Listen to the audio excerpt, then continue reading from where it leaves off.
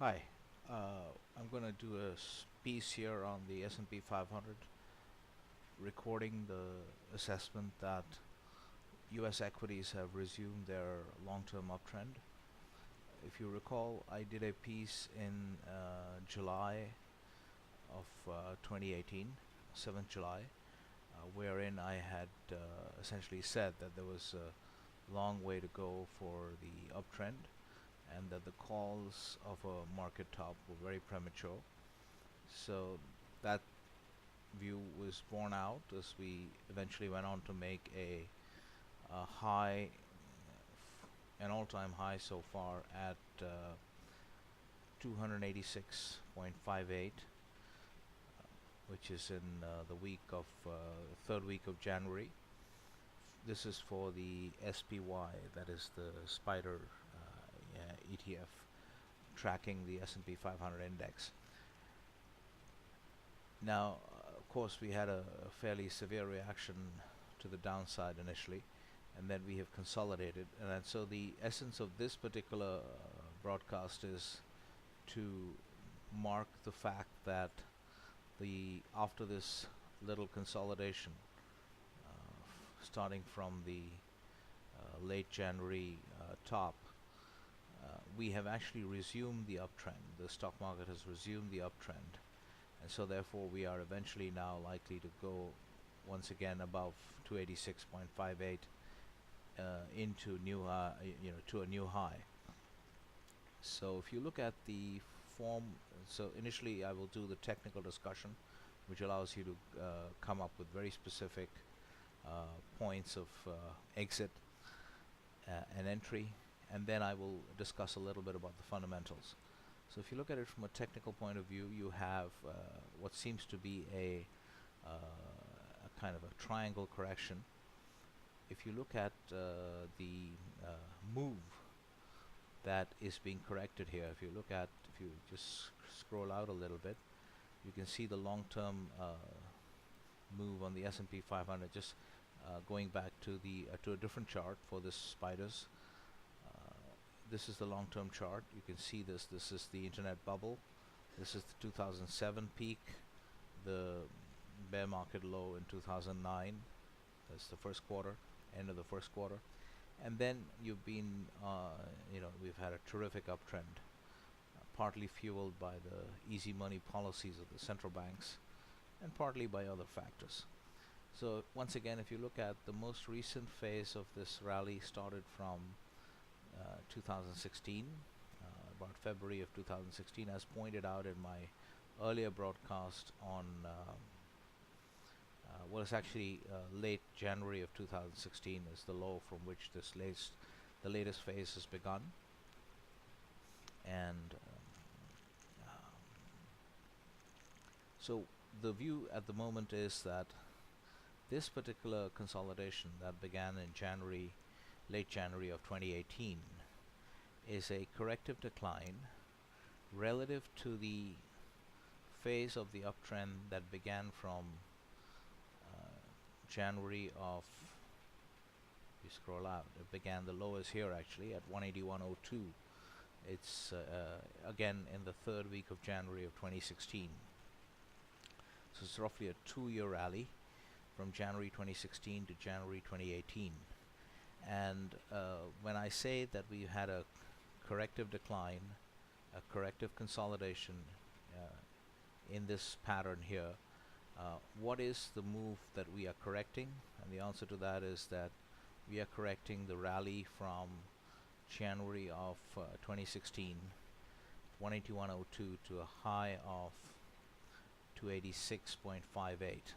And if you look at the retracement, if you set up this bull market retracement calculator and you look at the low of 181.02 and a high of 286.58, which is the high of January 2018, the low of January 2016 is 181.02, the high here 286.58. If you look at that, if you look at the retracements, a 1/3 retracement would be 251.75, so let's round that off to 252. And in fact, the low that we have seen, the reaction low after the January 2018 high. The reaction low has been in early February. We go to now, if we go to a 1-year chart, the reaction low was made on the 9th of February at 252.92, which we can round off to 253. So if you see, the 1/3 retracement target was 252, and in fact the low made was 253. So essentially what this tells you is that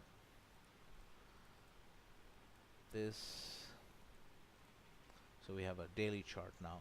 So this is the last phase of the uptrend. If you go back to the slightly longer term chart, you're looking at a long-term uptrend. Most recent phase of the rallies within the long-term uptrend, starting from January 2016. And what I'm saying here is that this is the January 2016 low here. So this is one phase of the uptrend that was over, and then we had the corrective decline, which retraced about 1/3 of this uptrend. So in such a strong bull market, I think that one-third retracement is more than good enough, and then we're quite ready to resume the uptrend, which in fact we have. If you apply Elliott wave, or even Elliott wave would be even Elliott wave, which is a system that makes fairly strong assumptions, would accommodate this kind of pattern. And you could also use classical chart patterns of the type discussed in Edwards and Maggie's technical analysis of stock trends. Either way, you have a triangle consolidation from this January 2018 high, and if you apply Elliott wave, you have the classic 5 waves of the Elliott wave triangle: the A wave, the B wave here, the C wave ending here, the D wave ending here, and then the E wave ending here. And from here the uptrend has begun, if you look at from an Elliott wave point of view. And so how would you play this? So obviously what you're looking at in this situation is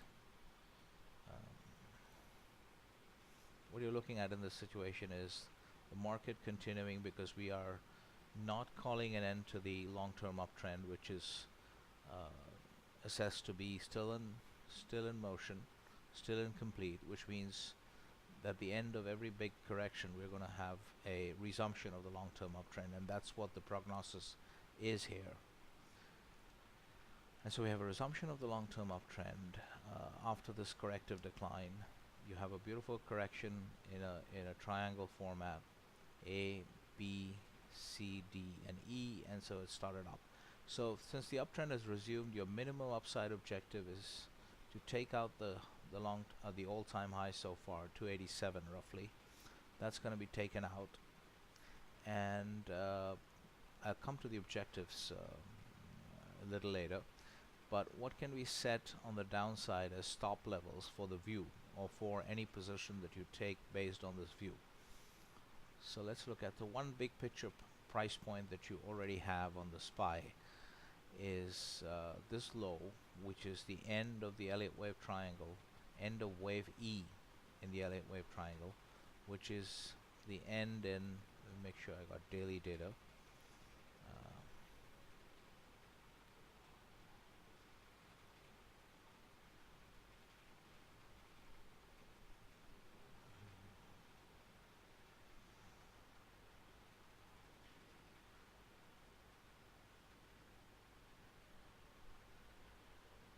My Linux is an old Linux, it's freezing up a little bit. Just have to give it some time.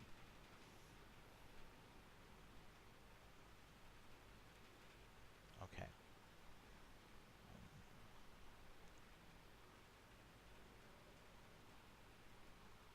So essentially this is the low which seems to be, I have to get the cursor to work.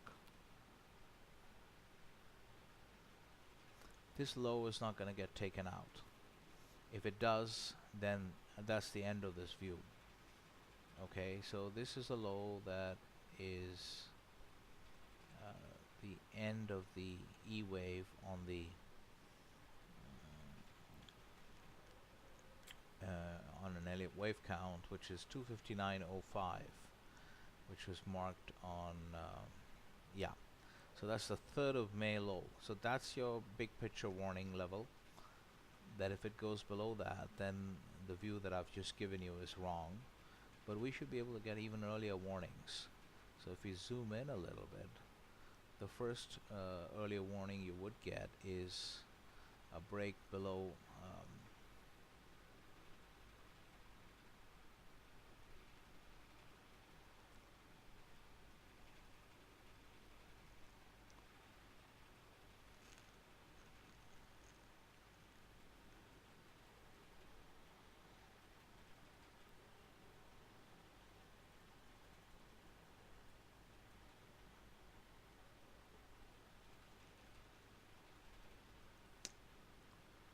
is a break below the low of 270.03, which is the low of 15th May. Because if you see here, we have a high of 274.08 here, and then we have 274.25 on 22nd May. So it's actually, this is a slightly higher high. So if you look at the small uptrend, that which you can see by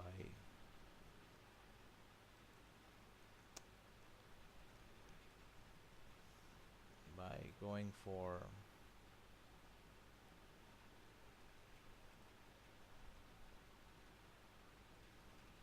an hourly chart here, you can see the small uptrend.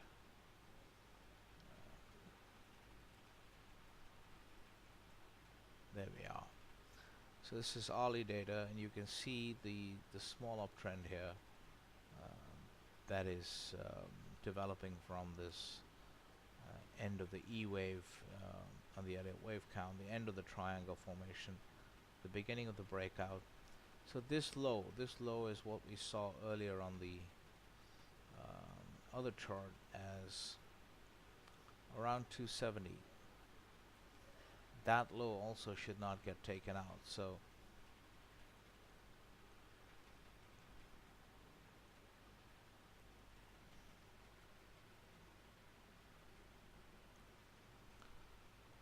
there's a bit of a malfunction on this website.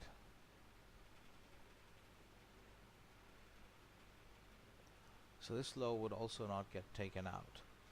And so there's two ways to play this. You go long and market.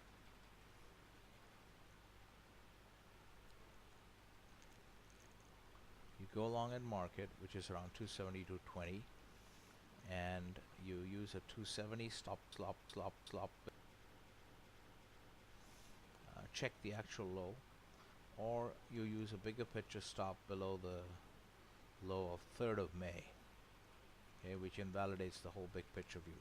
And what are we looking for on the upside? We're looking for a minimum target above the all-time high so far. And if we look at the projections,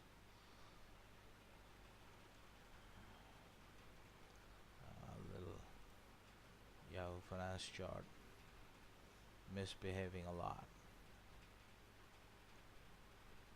Okay, so on the short-term patterns, the stop would be 270.03, the low of 15th May. Go long at market with a stop at 270.03. Even if this fails, it doesn't matter. Keep fishing for a long position that will survive and take you through to new highs on the SPY, as long as this major low does not get taken out. Alright, let's look at some price objectives. If you look at this 5-year, let me make it a 5-year chart. Right, so this from if you take what's the possible upside objective, the way you derive that technically is to project the length of this move from the point of or the lowest point. You could also project it from the breakout point from the triangle, but I'll be a little bit more conservative and project it from the lowest point of the corrective decline, which is 252.90, 252.92. So this is what we have done here. Take 181.02 to 286 and project it from about 253, which is what you're seeing here in this bull market projection. These are the three important points. So what we have done here in this calculation is to take this move and project it from here. So if you look at some basic targets, 0.382, that's too conservative a target. That will not make sense. If you look at 0.618, it's a reasonable target to have. So you're looking at a target of about 318, so over 300. Okay, and so broadly, to recap the trade that you have, you're looking to go long at market 272 with a tight stop at 270. Even if you get stopped out, you keep fishing for a long position. Try to go long because you know the big picture target is at least 318. Of course, it's a long-term bull market. It will eventually go much higher than that.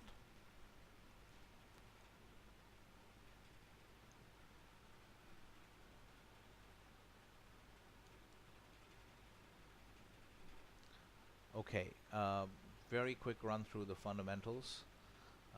So you have the technical strategy. The fundamentals now, if you look at it, not much change in the fundamentals. We have some new factors, but broadly the picture is the same. You know that the fair value of equities, present value, future earnings, discounted using cost of equity. So what we're looking at in this framework is that still the same thing.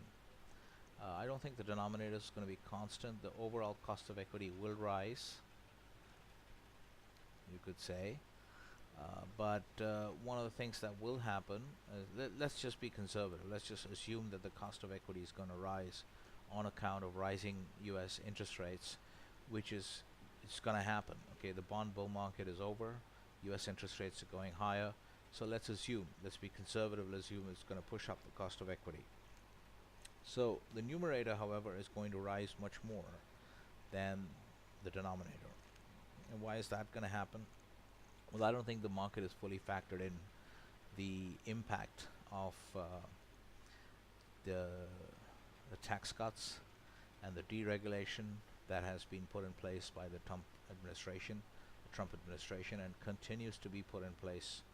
So this is not a one-time thing. It is a deregulation, is a continuous effort.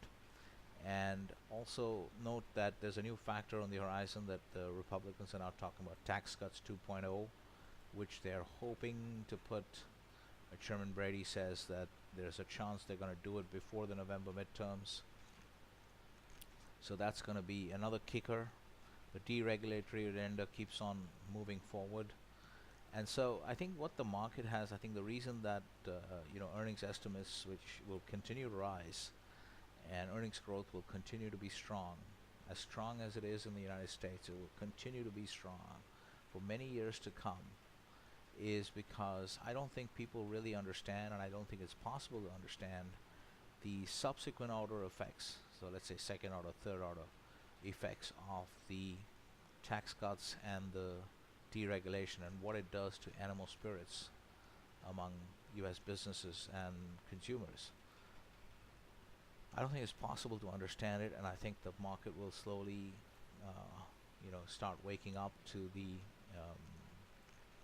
positive spiral in earnings. It's going to continue for many years. And so you're also going to see a third factor that's in play, that is just a relocation of corporations to the US, driven by the lower tax rates on the one side, which is like a carrot, and also the threat of tariffs on the other side, which is like a stick. So therefore that's going to prompt people to move to the US. And also the fact that the US has now moved to a territorial tax system. So you have, in addition to the low tax rate, the 21% tax rate for corporates, you know that you're not going to be taxed on your global income. So this is a massive incentive for US companies, for companies to be based in the US. And I think this will also increase the FDI flow into the US. And that's again going to be a kicker for GDP growth. Right, so these are broadly the factors. So one really new factor, that is the tax cuts 2.0. and that's basically the only new factor. The story overall remains the same. Very strong earnings growth in the US compared to the rest of the world, and so the US remains the number one destination for investors, and that's going to keep pushing the stock market higher. So get on the boat and enjoy the ride.